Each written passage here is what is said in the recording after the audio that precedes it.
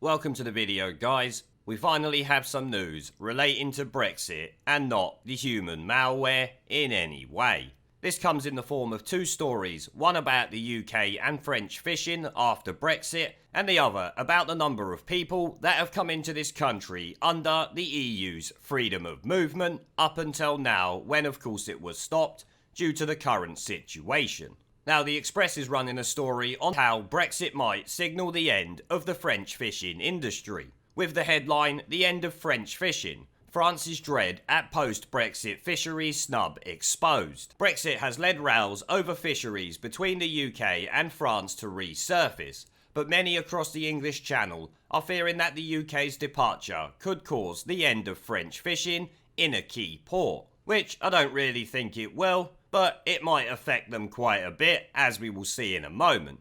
In July 2016, just 1 month after the UK voted to leave the EU and its common fisheries policy, French fishermen fumed as they feared they could lose up to 80% of their stocks. French boats under the CFP are allowed to fish up to 6 nautical miles from the British coast in many areas, but EU laws largely prevent British vessels from fishing within 12 miles of the French coast. The French National Fisheries Committee complained to the French Prime Minister Manuel Valls in 2016. So you can already see there how unfair it is. They can come up to 6 miles off the British coast in many places, but largely British vessels are not allowed within 12 miles of the French coast. And these Ramonas, governments and media alike wonder why the fishing industry is so in favour of Brexit. They warned that regions such as Normandy, Brittany and the Hauts-de-France region around Calais could be very badly affected by Brexit. Bruno Margol, head of a fishing cooperative, said, "If tomorrow we can no longer exercise our historic rights in English waters, that could mark the end of French fishing in Boulogne. The impact is going to be huge." Well, your historic rights are not really that historic. The EU's been around for 40 odd years. I don't consider that historic, because I'm sure before then you might well have fished partially in UK waters, but it wouldn't have been to the degree that you have been used to, thanks to the EU. Boulogne-sur-Mer is the largest French fishing port. Head of the Regional Fisheries Committee, Oliver Lepert, said, "We are really worried. If the English take back their waters, we'll lose important fishing areas." Well, that is kind of the point of Brexit, mate. Jean-Pierre Levageage of the Chapache Company, a leading fishing vessel owner in France, said, "If we're talking about the nationalisation of British waters, we would lose 70 to 80% of our volumes." Well, they are our national resource after all, so yes, we are talking about the nationalisation of British waters. You will be allowed to still fish in there, but you shouldn't be taking 70 to 80% of your volume, that is for sure. While French fishermen are dreading the consequences of losing access to British waters, they have not always been welcoming to British boats on the other side of the channel. A row erupted in August 2018 when French fishing boats tried to prevent several British vessels from catching sea scallops off the Normandy coast. It quickly descended into violence when 3 British trawlers were chased by French boats, hit by stones and rammed by their counterparts, which I actually showed a video of, I'm sure, in one of my earlier videos on Brexit last year. On top of this, petrol bombs and rocket flares were thrown as the British boats fled the area to find shelter. The relentless attacks from French fishermen came despite UK vessels being permitted to fish in that area. Dmitry Rogoff, head of the Normandy Fishermen's Association, said at the time that the violent scenes demonstrate the exasperation of Normandy fishermen in a situation which persists and does not change. A similar row also occurred back in 2012. French fishermen have become dependent on UK waters for their businesses. According to NAFC, Marine Centre's data, UK vessels land 32% of its fish in its waters, while EU states combined take 43%. So between 2012 and 2016, for example, France caught 120,000 tonnes of fish worth 171 million, according to the Marine Management Organisation figures. Which is no chump change, I think you will agree. But the UK only gained 17 million's worth of landings from French waters in the same period. So you can see there they got like £154 million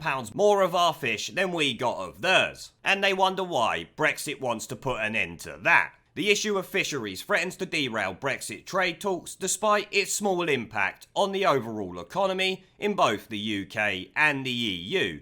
The EU27 has agreed to its red lines on Brexit trade talks, while Prime Minister Boris Johnson has vowed to take back control of British waters. Brussels has maintained a deal between the UK and EU can only happen if Mr Johnson grants the bloc access to British waters, which they probably will, but it won't be on the same terms you've got now, that is for sure. The EU chief negotiator Michel Barnier told a press conference recently that fishing rights must be included in the deal or there won't be any agreement at all. Well, that's good, we'll happily go for a WTO Brexit right now. People have got much more important things to worry about at the moment than a no-deal Brexit, that is for sure. But once again, the EU are having a moan about fish, and it doesn't surprise me, considering they've taken £171 million worth of fish in a 4-year period, while we only got £17 million worth from their waters in the same period. Boris Johnson or your team, if you see this video,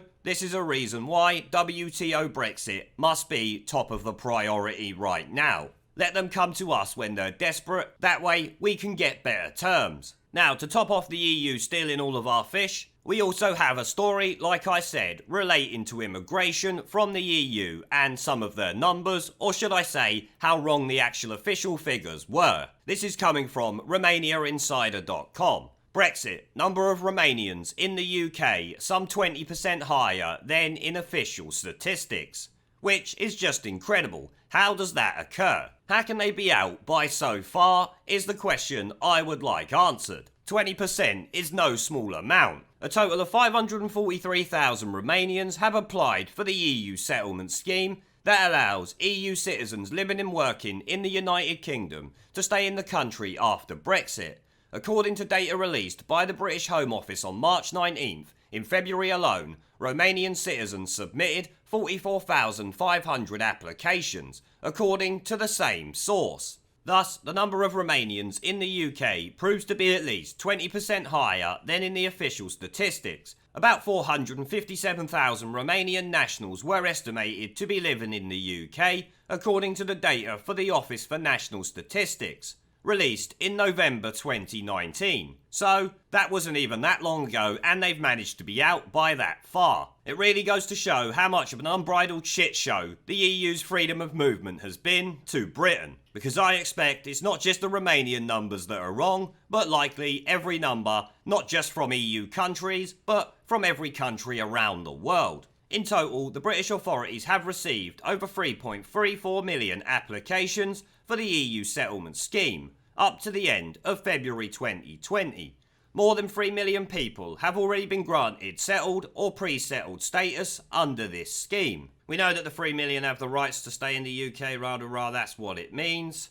Romanians are second by the number of applications after the Poles, who have submitted 639,000 applications. Italians come next with over 340,000 applications, followed by Portuguese at 266,000, Spaniards at 204,000. High numbers of applications have also been filed by Lithuanians at 170,000, Bulgarians at 166,000, and French at 127,000. So, as you can see, that's a hell of a lot of people. And I would also like to know if any of these other nations' statistics were completely wrong by nearly 20%. Can't find anything about it yet, but maybe that will come out soon enough. Though, in all honesty, it really doesn't matter. The point of it is, there's more people here than the government know about. This is something we have long suspected, but these figures appear to be showing it. And like I said, if it's for one group or nationality, then it's gonna be for nearly every group. You can almost guarantee it. Now before I go, I've started doing live streams and uploading gaming content on my second channel.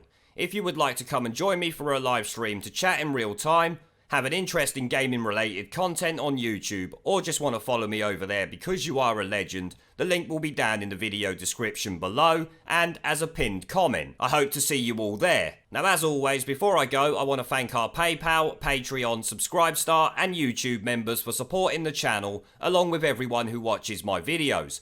Remember to let me know what you guys think down in the comment section below. Leave a like, subscribe with the notification bell and share this video as it helps the channel a lot. And I will see you all in the next one. There is a pattern consistent throughout history of oppressed people turning on the oppressors, slaves against their owners, the peasantry against the feudal barons, colonies, Mr. Verhofstadt, against their empires, and that is why Britain is leaving. And it doesn't matter which language you use, we are going, and we are glad to be going. We're off.